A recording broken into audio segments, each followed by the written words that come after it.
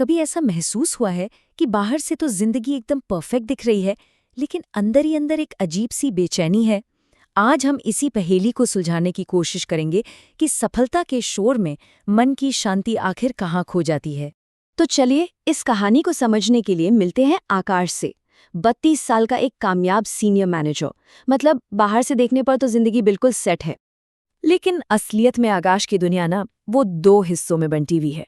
एक तरफ है उसका पॉश फ्लैट, वॉइस कंट्रोल वाली लाइट्स, स्मार्ट कॉफी मेकर, सब कुछ परफेक्ट। और फिर है सिक्के का दूसरा पहलू। अंदर एक गहरी चिंता है, हफ्तों से नींद गायब है और सोने के लिए दवा की जरूरत पड़ रही है। तो सवाल ये है कि आखिर गड़बड़ कहाँ हो रही है? इतनी सारी सहूलियतों वाली जिंदगी में इतना स्ट्रेस, इतना तनाव, या आ कहाँ से रहा है? अच्छा, इसको समझने का एक बड़ा मजेदार तरीका है। जरा सोचिए कि हमारी जिंदगी एक सॉफ्टवेयर की तरह है जिसमें कोई बग आ गया हो, और हम क्या करते हैं, हम उस बग को ठीक करने के लिए नए नए अपडेट्स या पैच इंस्टॉल करते रहते हैं। और यहीं से शुरू होता है एक कभी ना खत्म होने वाला चक्कर, एक अपडेट साइकिल। जैसे ही मन में थोड़ी बेचैनी या खालीपन महसूस होता है, हम फौरन एक अपडेट इंस्टॉल कर लेते हैं। नया प्रमोशन, बड़ी गाड़ी, या फिर एक शानदार वेकेशन। लेकिन इससे मिलता क्या है? बस थोड़ी देर की खुशी, एक टेम्परेरी बूस्ट, और फिर हम वापस वहीं आ जाते हैं। बस अगली बार इससे भी बड़ा अपडेट चाहिए होता है। पता है, साइकोलॉजी में इस चीज का एक नाम भी है। इसे कहते हैं हेडोनिक ट्रेडमिल। इसका मतलब बड़ा सीधा सा है कि हम खुशियों के एक ट्रेडमिल पे भाग रहे हैं। जितना ज्यादा पैसा कमाते हैं, हमारी उम्मीदें और इच्छाएं भी उतनी ही बढ़ जाती हैं। नतीजा, खुशी का लेवल वहीं का वहीं रहता है। तो इन सारी सुविधाओं की कीमत क्या है? देखिए, टेक्नोलॉजी बनाई तो गई थी हमारा समय बचाने के लिए, लेकिन हुआ क्या? जो समय बचा वो और ज्यादा चिंता और प्लानिंग में चला गया। हमारे दिमाग पर एक कॉग्निटिव लोड, मतलब मानसिक बोझ बढ़ गया है। उसे एक पल की भी फुर्सत नहीं मिलती। ईएमआई और चिंताओं ने पूरे सिस्टम को जैसे जाम कर दिया है। अब होता यह है कि एक दिन आकाश का सिस्टम बिल्कुल एक कंप्यूटर की तरह क्रैश कर जाता है। डॉक्टर की सलाह पर वो सब कुछ छोड़ छाड़ कर शहर के शोर से दूर अपने ताऊजी माधव काका के शांत गांव पहुंच जाता है। लेकिन वहां पहुंचकर एक अजीब चीज होती है।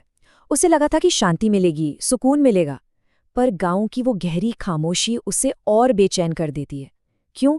क्योंकि उसका दिमाग शहर की भागदौड़, नोटिफिकेशंस के उस शोर का आदी हो चुका था। अपने ताऊजी को बड़े आराम से खुशी खुशी अपनी गाय की देखभाल करते देख आकाश को बड़ी चिढ़ होती है। वो उनसे पूछ ही बैठता है, आप बोर नहीं होते? आपको नहीं लगता कि आप जिंदगी में पीछे छूट रहे हैं? अब आकाश का सवाल भी अपनी जगह सही है। क्या एम्बिशन या महत्वाकांक्षा रखना गलत है? नहीं, बिल्कुल नहीं। फर्क समझना होगा। एक होती है हेल्दी एम्बिशन, जो अंदर से आती है, कुछ नया बनाने की, किसी प्रॉब्लम को सॉल्व करने की।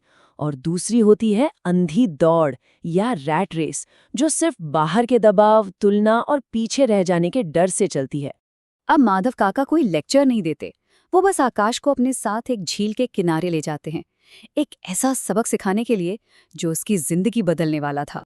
कल्पना कीजिए, एक पहाड़ी झील जिसका पानी एकदम ठहरा हुआ है, इतना साफ, इतना शांत कि उसमें आसमान का अक्स बिल्कुल साफ दिखाई दे रहा है। माधव काका कहते हैं, यही हमारा मन है, अपनी असली नेचुरल अवस्था में। और फिर वो कहते हैं, कुदरत ने हमें इस शांत पानी जैसा ही सरल जीवन दिया था, पर हमने इसमें अपनी इच्छाओं और समाज की उम्मीदों के पत्थर फेंकना शुरू कर दिया। ये कहते हुए वो पानी में एक छोटा सा पत्थर फेंकते हैं और वो खूबसूरत अक्स, वो परछाई लहरों में बिखर जाती है। और यही तो सारी बात है। शांत झील मतलब हमारा मन अपनी नेचुरल स्टेट में, जहाँ शांति है, सुकून है।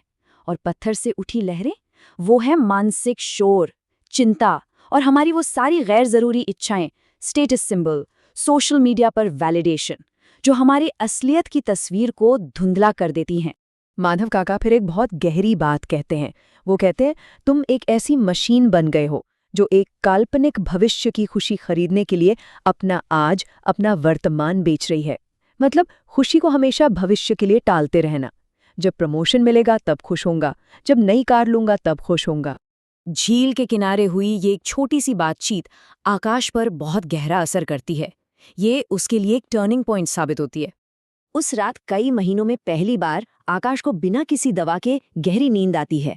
उसे अचानक समझ आता है कि वो जिन चीजों के पीछे भाग भाग कर खुद को जला रहा था, वो उसकी असली खुशी के लिए जरूरी थी ही नहीं। अब इसका मतलब ये नहीं कि आकाश सब कुछ छोड़कर साधु बन जाता है। नहीं, वो शहर लौटता है, अपनी नौकरी पर वापस जाता है। सूटकेस उसका उतना ही भारी है, लेकिन इस बार उसका मन बिल्कुल हल्का है। उसने तय कर लिया था कि वो काम करेगा, लेकिन उस अंधी दौड़ का हिस्सा नहीं बनेगा। उसने सीखा कि शांति किसी जगह में नहीं, बल्कि नजरिए में होती है।